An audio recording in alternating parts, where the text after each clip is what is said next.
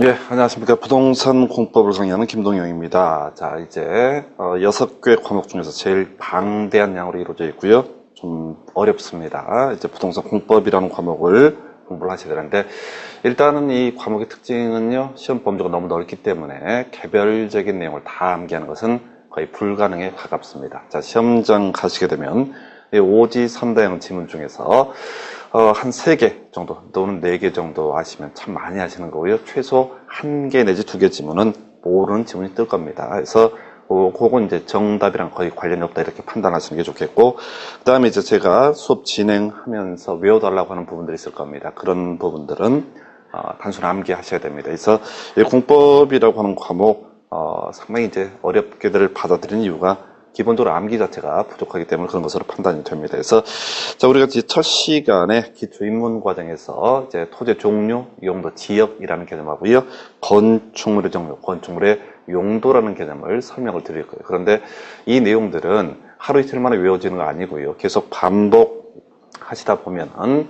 앞으로 계속 반복을 해갈 텐데 어느 순간 어느 정도 암기가 되어 있는 그런 틀로 파악을 하셔야 돼요. 그래서 일단 공법이라고 하는 게 부동산에 관한 공법이고요. 자, 그래서 부동산은 토지 그리고 건축물로 구분을 할 수가 있습니다. 그래서 우리가 이제 식당 가면 음식 메뉴 알아야지 음식을 시킬 수 있듯이 이 부동산에 관한 내용, 종류, 메뉴를 알아야지 법 내용들 파악을 하실 수가 있습니다. 그래서 제일 처음에 하는 얘기가 토지의 종류, 소위 용도 지역이라는 개념이 될 텐데, 국가에서는요, 이 토지 이용 규제를 하기 위해서 전국토 21개 등급으로 나눠서 각종 규제를 하고 있습니다. 그래서 전국의 토지라고 하는 것은 무조건 이 21개 중에 하나의 용도 지역이라고 하는 것을 갖게 될 것이고요. 또 그리고 조금 이따 논의하게 될 건축물의 종류라고 하는 개념은 뭐냐면은, 우리 건축물에 관한 규제를 해감에 있어서 이 건물을 똑같이 규제하지는 않다는 얘기죠. 그래서 종류에 따라 규제가 달라지게 되는 그런 특징이 있습니다. 그래서 제일 첫 시간에 제일 어렵고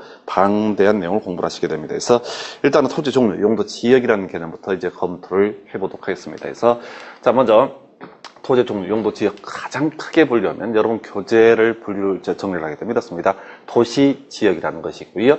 그러면 이제 농림 지역, 그다음에 자연환경 보전 지역, 그리고 또 하나가 관리 지역, 이렇게 총 크게 4가지로 용도지역을 구분합니다. 제가 앞에서 용도지역은 21개로 구분이 된다라고 했었는데, 그걸 크게 보려면 도시지역, 그 다음에 이제 농림지역, 그리고 자연환경 보전지역, 그리고 관리지역, 크게 이 4 중에 하나의 용도지역, 전국토 무조건 가지고 있습니다. 그 중에서 가장 많은 관심을 가질 땅이 바로 도시지역이라는 개념인데요.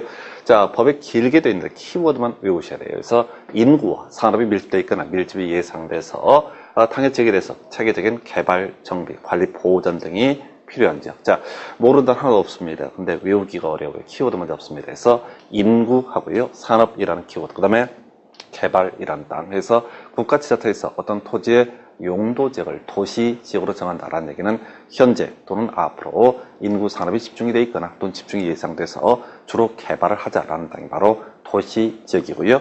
앞으로 이 도시지역은 총 16개로 구분이 되게 됩니다. 키워드 인구 산업 개발해서 가장 많은 관심이 있는 땅, 그래서 세밀하게 규제가 이루어지는 땅이 도시지역이라는 개념이고요. 농림지역이라고 하는 거 역시 상당히 깁니다. 그래서 농림업의 진흥과 살림의 보전을 위해서 필요한 지역에서 주로 농사 짓고 숲을 잘 가꾸기 위한 땅, 이런 땅이 농림지역 되겠고요. 그 다음에 세 번째 자연환경 보전지역에서요, 법에서 정의할 때는 자연환경 수자원, 해안생태계 상수원 문화재 보전과 수산자원의 보호 육성을 위해서 필요한 지역, 이렇게 정의를 합니다. 자, 여러분이 외우실 것은요, 보전하고 보호 육성이라고 하는 것, 즉 개발하지 말라, 이런 땅이 되겠습니다. 그래서 우선 크게 3개를 비교하면요, 도시지역이라고 용도지역이 지정이 되게 되면 주로 개발을 해라, 이런 땅이 될 것이고, 토지 소유자 입장에서 상당히 감사한 일이죠. 이에 비해서 농림지역이나 자연환경 보호전지역은 규제가 좀 세다. 상대적으로 자연환경 보호전지역이 농림지역보다 훨씬 더 규제가 센 땅입니다. 한편 용도지역 크게 3대 축, 도시지역, 농림지역, 자연환경 보호전지역, 이렇게 끊어주면 좋은데 애매한 경우가 있어요. 그래서 그 애매한 땅을 가리켜서 관리지역, 법의 정의가 상당히 깁니다. 절대 외우실 수가 없습니다. 뉘앙스만 가지고 하시는 거예요. 그래서 도시적이 준해서 관리가 필요한 지역, 이게 관리지역. 또 농림적이 준해서, 자연환경 보호전적이 준해서 관리가 필요한 지역을 관리지역, 이렇게 얘기합니다. 그래서 나중에 이 관리지역은요, 총 3개로 구분이 되게 됩니다. 계획관리지역, 도시지역에 준해서 관리가 필요한 지역. 즉, 개발을 하긴 해야 되겠는데, 지금 당장 개발하기 좀 곤란한 땅. 앞으로 어찌됐든 개발이 예정된 땅을 계획관리지역이라고 부르고요.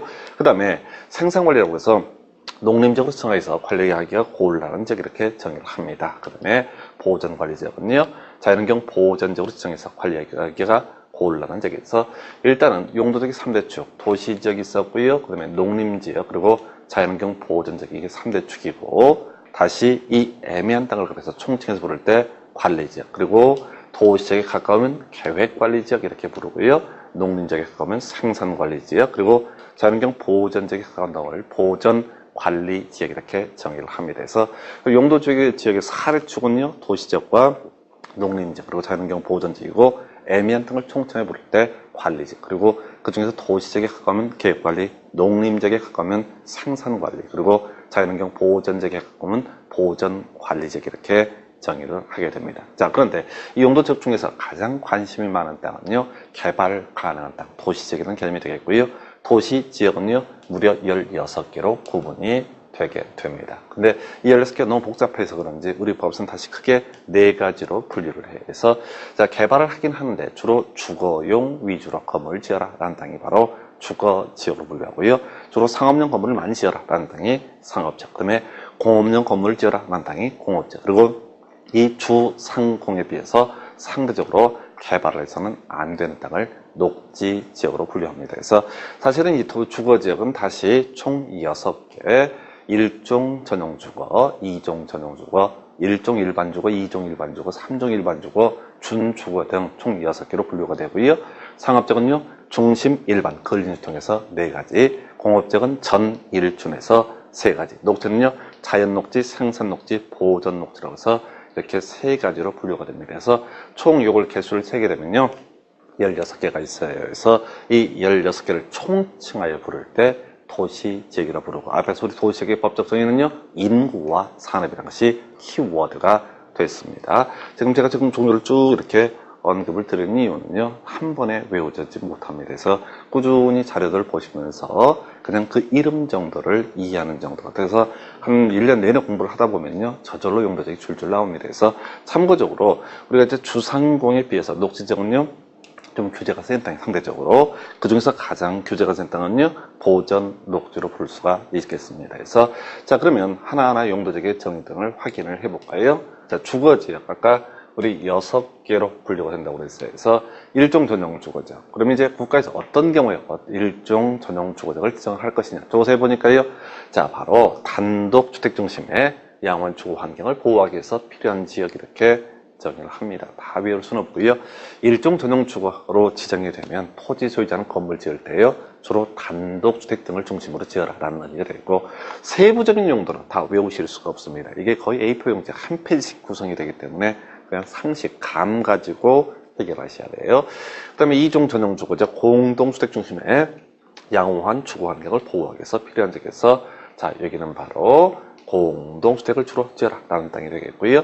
그 다음에 일종 일반 주거지역, 저층 주택을 중심으로 편리한 주거 환경 조성 이렇게 정의합니다. 그래서 이제 저층이라고 하는 거 딱 떨어지지는 않는데 기본적으로 4층 이하를 의미하게 됩니다. 그래서 나중에 우리가 이제 건축물의 용도 분류를 공부하실 때 아파트라는 개념을 공부하십니다. 그래서 아파트는 그 주거용으로 쓰이는 층수가 5개 층 이상의 주택을 아파트라고 정의하는데, 일종 일반 주거지 같은 경우는 4층 이하만 지을 수 있기 때문에 기본적으로 아파트 설치가 금지가 된다 이렇게 해석을 해주시겠고요. 2종 일반 주거지 중층에서, 요즘엔 층수 개념이 약간 바뀌겠는데 약간 평균 16층, 18층 이 정도를 중층이라 부릅니다. 자, 3종 일반 주거지 중고층, 소위 층수 제한이 없는 영역이 되겠습니다. 그래서 자, 우리가 일반 주거지 1종, 2종, 3종 이렇게 구분을 하게 되는데, 자, 기준점은 기본적으로 층수를 기준으로 구분을 하게 되겠고요.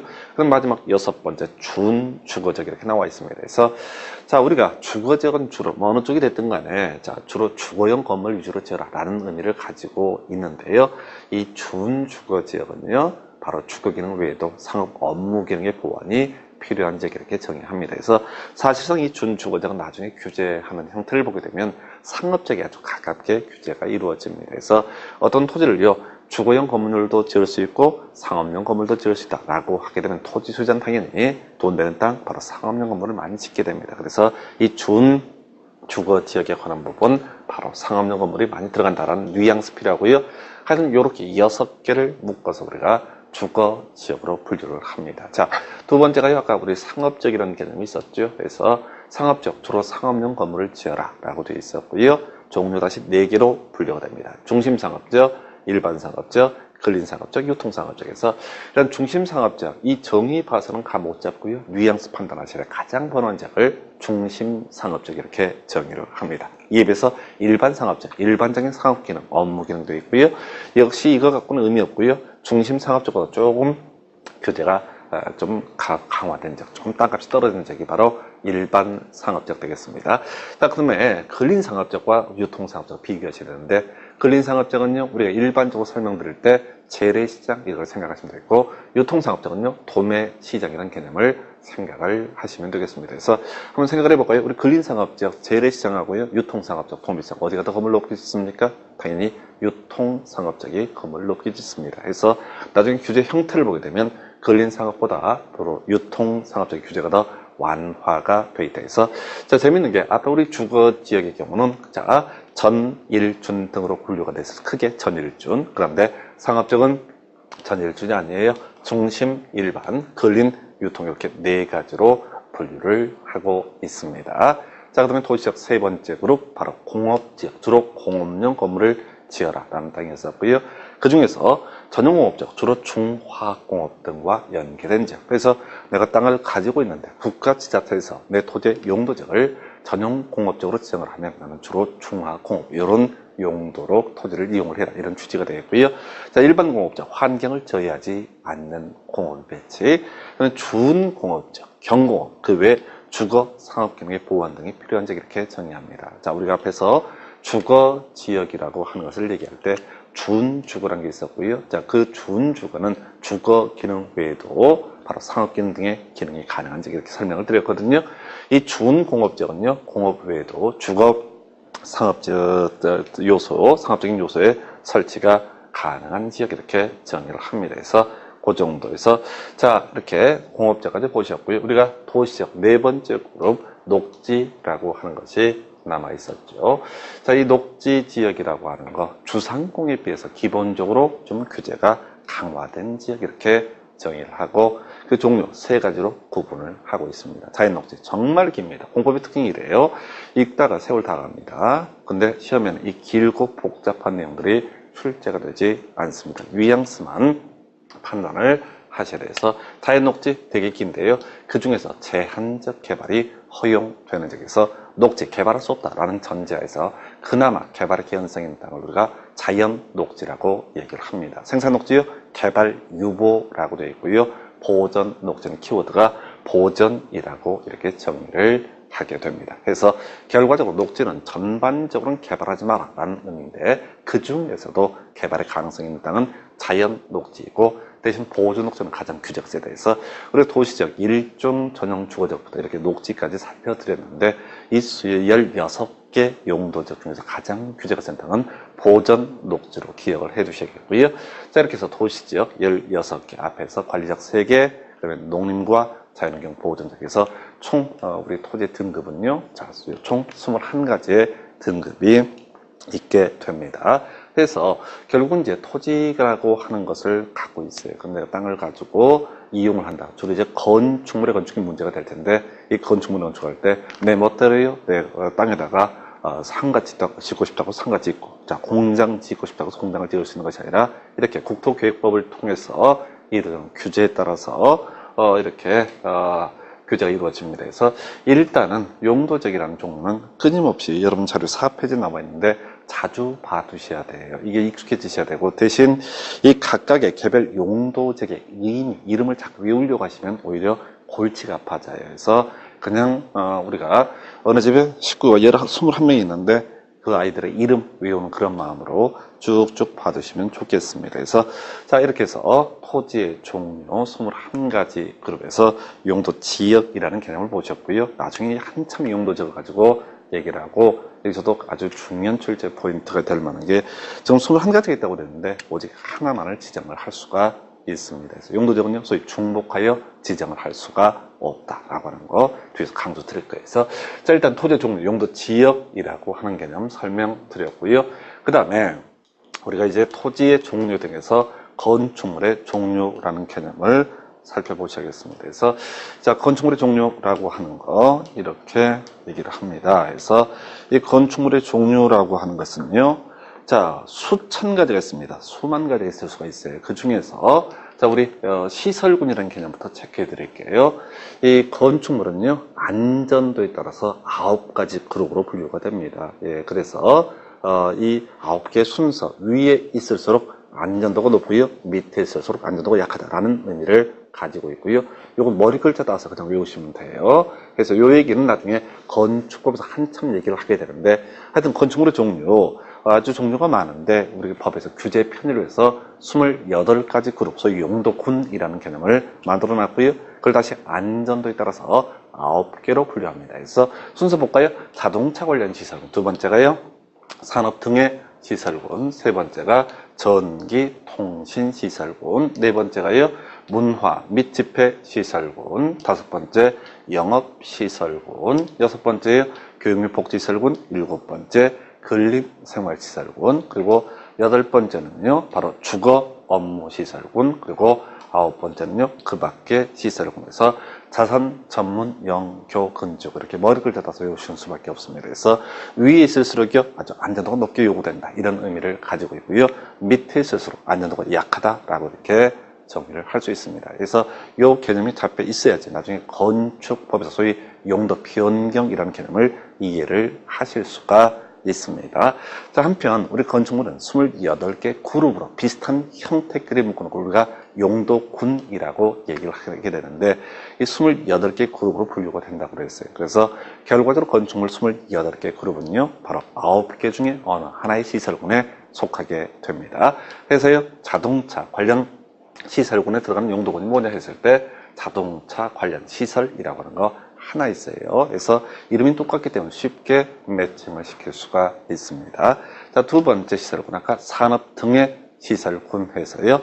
자, 운수, 창고, 공장, 위험물 저장 및 처리시설, 자원순환 관련 시설, 묘지 관련 시설, 장례식장, 이렇게 7개 용도군이 바로 산업 등의 시설군에 분류가 됩니다. 자, 이번에 법 개정된 사안이죠. 옛날에는 이제 운창공 위분묘 등에서 분뇨 및 쓰레기 처리시설을 이렇게 분류했었는데 이름이 좀 안 좋았나 봐요. 그래서 이 자원순환 관련 시설을 이름이 좀 바뀌었어요. 그래서 총 이렇게 7개 용도군이요 바로 산업통의 시설군으로 구분이 되게 됩니다. 참고적으로 이 국토계획법을 비롯해서 올해 이제 공법에 있어서는 조금 변화가 좀 있습니다. 상당히 시험용으로 나올 만한 부분 자체가 상당히 바뀌는 영역들이 있습니다. 그래서 계속 수업 들어가시면서 따라가시면서 바뀐 부분들 확인하셔야겠고요. 이게 이제 하여튼 운창공 위자묘장 이렇게 해서 총 7개 용도군이 산업 등의 시설군으로 분류가 됩니다. 자, 세 번째가 자산 전에 썼죠? 전기 통신 시설군입니다. 그래서 전기 통신 시설군은 바로 전기 관련해서 발전 시설과 통신 관련해서 방송 통신 시설, 이렇게 두 가지 용도군이 바로 전기 통신 시설군에 속하게 됩니다. 자, 네 번째 시설군이요 문화 및 집회 시설군이고요. 자, 문화 및 집회 시설군은 이름 똑같은 게 하나 있어요. 문화 및 집회 시설, 종교 시설, 그 다음에 위락 시설과 관광 휴게 시설에서 이렇게 네 가지 용도군이 문화 및 집회 시설군으로 분류를 하고 있습니다. 그 다음에 다섯 번째요 영업시설군이었었죠. 그래서 영업시설군은요 판매, 운동, 숙박에서 나중에 세부 용도할 때 지적을 해드리겠지만 판매, 백화점 같은 걸 얘기해서 돈 내고 물건 사는데, 운동시설 돈 내고 운동하는데, 숙박시설 돈 내고 잠자는 데, 그래서 판매, 운동, 숙박, 이게 바로 영업시설군에 속하게 됩니다. 자, 여섯 번째 시설군이 뭐 있었죠? 자산 전문 영교에 있었죠. 교육 및 복지 시설군 되겠습니다. 그래서 이 교육 및 복지 시설군이라고 하는 거, 자, 네 가지 용도군 들어갑니다. 교육 관련해서요, 교육 연구 시설과 수련 시설, 복지 관련해서요, 의료 시설과 노유자 시설로 구분을 하게 됩니다. 그래서 자, 이렇게 네 가지를 교육 및 복지 시설군이고요. 자, 일곱 번째 시설군, 자산 전문 영교근 들어갔었죠. 근린생활시설군 되겠습니다. 그래서 이 근린생활시설군은요, 일종 근린생활시설과 2종 걸린 생활셀로 용도군 2개로 구성이 되어 있습니다. 자, 8번째 시설군요. 주거 업무 시설 문제고요. 이 주거 업무